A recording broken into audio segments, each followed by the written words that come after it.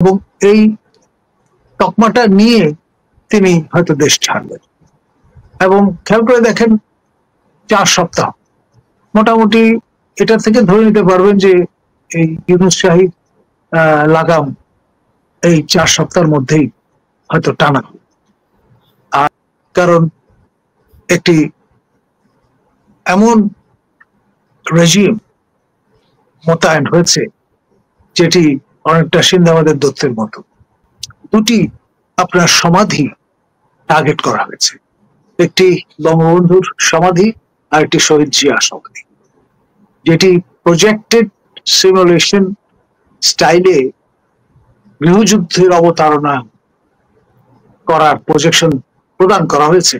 এরকম একটি জায়গায় কিন্তু এখন দেশ দাঁড়িয়ে আপনার -1, -2, -3 চলমান কার্যক্রম চলছে। তাকে স্বীকৃতি দেওয়ার জন্য নির্দেশনা আসছে, কেন দেবেন না? এইটাকে আপনি কিভাবে বিশ্লেষণ করেন প্রফেসর ডক্টর নাজমুল হাসান কলিমুল্লাহ? ধন্যবাদ। দেখুন, ব্যাক অফ দ্য মাইন্ড আমার মনে হয়েছে এক ধরনের ডেসপারেশন কাজ করছে। ডেজ আর নাম্বার। তো সুতরাং যেহেতু সহসাই আবার উড়াল দিতে হতে পারে, সেই কারণে এই যে 10-11 মাস আপনার শ্রম ঘন্টা ব্যয় করলেন প্রফেসর মহোদয়, তার একটা স্বীকৃতি দরকার। এবং এই তকমাটা নিয়ে তিনি হয়তো দেশ ছাড়বেন। এবং খেয়াল করে দেখেন 4 সপ্তাহ মোটামুটি এটা থেকে ধরে নিতে পারবেন যে এই ইউনূস শাহী লাগাম এই 4 সপ্তাহের মধ্যেই হয়তো টানা। আর আপনার দায় এবং দায়িত্ব এড়ানোর একটা বিষয় আছে। তো ফলে আপনার এই লিগেসি আপনার কেন তিনি বহন করবেন? সুতরাং নির্বাচন যদি এখন আয়োজন করতে হয় তাহলে ব্লাড বাথ হবে, বেশি রক্ত গঙ্গা। এই কারণে যে বেহাল অবস্থা আইন শৃঙ্খলা পরিস্থিতির এবং মিটফোর্ডের ঘটনা যদি আই ওপেনার না হয় তাহলে বুঝতে হবে যে আমরা চোখের ঠুলি দিয়ে আছি এবং পোকার সঙ্গে বাস করছি। বাংলাদেশে আইনের শাসন বলে কিচ্ছু অবশিষ্ট নেই এখন। যে কেউ যে কোনো সময় টার্গেটেড হতে পারেন, মবের দ্বারা, ছিনতাইকারীর দ্বারা, হুলিগানদের দ্বারা, প্রকৃতস্থ লোকজনদের দ্বারা, ইউ জাস্ট নেম ইট। আর স্থান কাল পাত্র কোনো বিষয় না।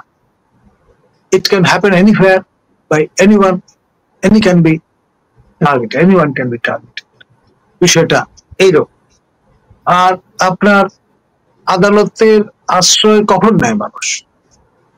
যখন শেষ পর্যায়ে চলে আসে, এবং সেটাও যথেষ্ট সাজেস্টিভ। এর বেশি কথা বলাটা আদালত অবমাননার পর্যায়ে পড়ে যাবে।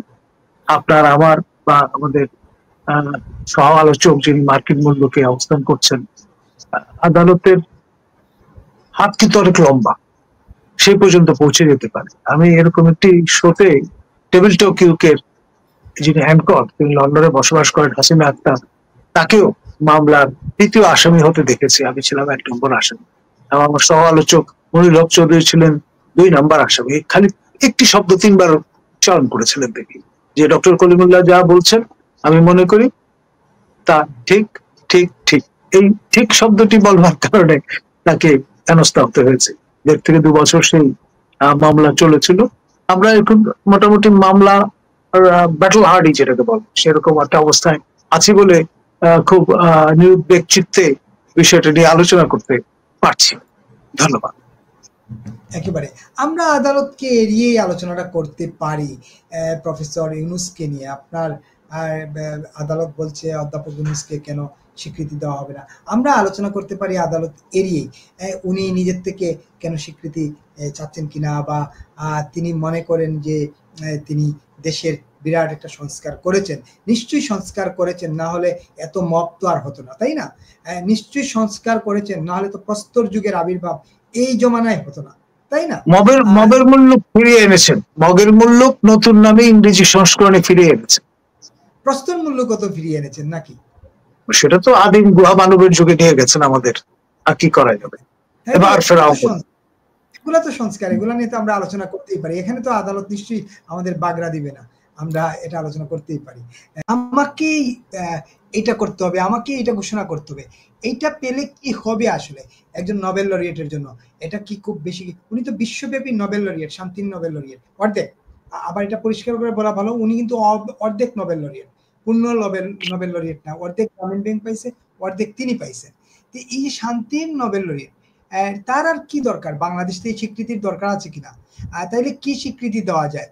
এই যে গত 11 মাসে 12 মাসে যে আমরা মবক্রেসি দেখলাম, আমরা প্রস্তর যুগ দেখলাম সর্বশেষ, আমরা রেপ, তারপর নদীর ধারে খালের ধারে লাশ ফেলা, যুগ জঙ্গল, পাট ক্ষেত, বন ক্ষেত, সব জায়গায় লাশের সমার। এই যে পুলিশ বলল এত এত লাশ, যদিও প্রেস সেক্রেটারি বলছেন এই 11 মাসে বড় কোনো ঘটনা ঘটেনি।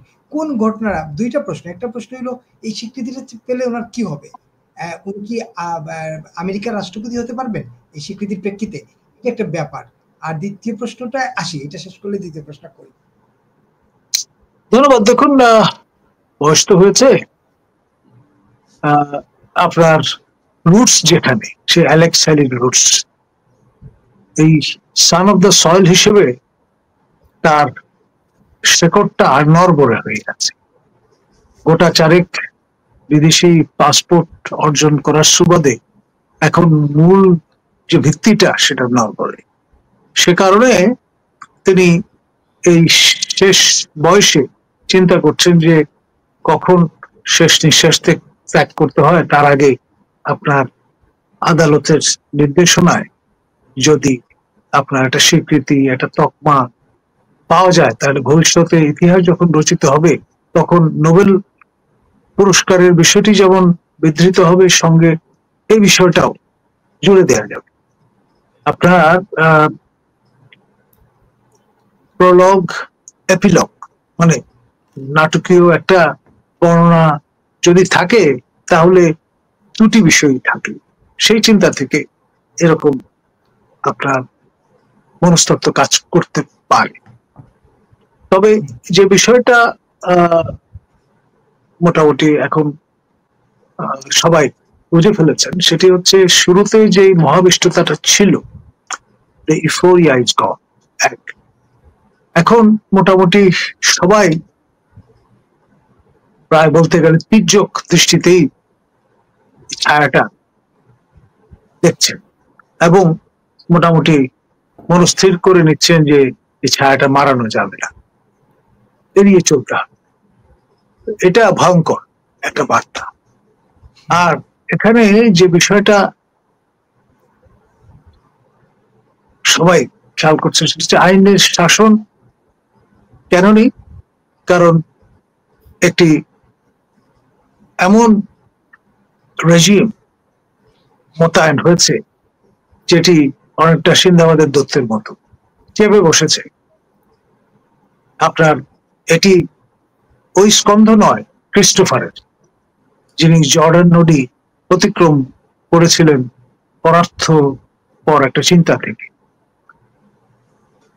যিনি রাশন অর্থোডক্স চার্চের আপনার অনুবর্তী, তিনি আপনার ক্যাথলিক ডিনোমিনেশনের একজন সেন্ট এর মতো বিহেভ করবেন এমনটি ভাবা যায় না।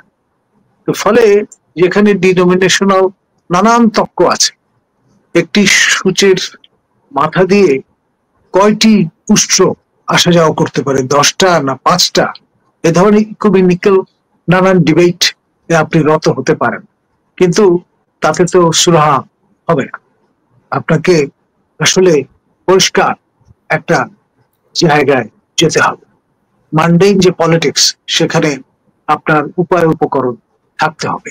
সেই চিন্তা থেকে এমনটি করা। তবে এখন সবচেয়ে আর্থ শ্যাটারিং যে বিষয় অপেক্ষা করছে বাংলাদেশের জন্য, যা নিয়ে এখন কানাঘুষো চলছে সর্বত্র, দুটি আপনার সমাধি টার্গেট করা হয়েছে। একটি বঙ্গবন্ধুর সমাধি আর একটি শহীদ জিয়া সমাধি, একটি রাজধানী শহরে আর একটি টুঙ্গিপাড়। এই দুটিতে যদি ডিসেপারেশন কার্যকর করা যায়, সেই হাফেজ আল আসাদের সমাধির মতো সিরিয়া দামেস্কে, তাহলে আপনার 16 কলা পূর্ণ হবে, যেটি প্রজেক্টেড সিমুলেশন স্টাইলে গৃহযুদ্ধের অবতারণা করার প্রজেকশন প্রদান করা হয়েছে আমাদের মাননীয় তথ্য উপদেষ্টার পক্ষ থেকে। তার জন্য খামির হিসেবে হয়তো এটি কাজ করবে।